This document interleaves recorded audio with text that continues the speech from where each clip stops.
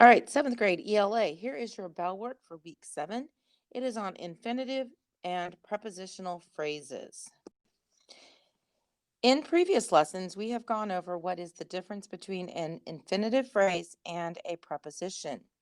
For example, an infinitive phrase has the word to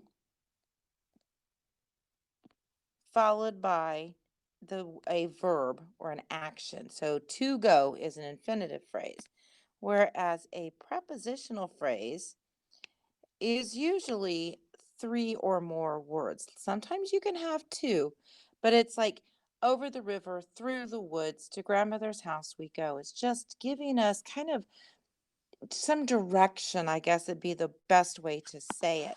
So, what you're going to be doing on today's lesson is you're going to look at this. And if I look at number 1, I have the word to. Notice they all start with to. Okay, so they can be either infinitive or prepositions. What I am looking at is the second word. And I am looking at these, and I've circled them all. Play, that is a verb, that's an action. So that is an infinitive. Run, that's an action. So that is an infinitive phrase. Bed, bed does not have any kind of action. So that is a prepositional phrase. So I labeled that with a P.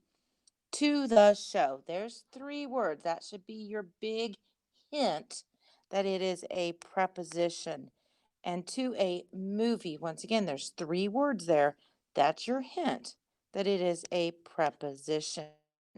So what you are going to do this week is you're going to label these as either I's or P's. So you'll come down over to part B.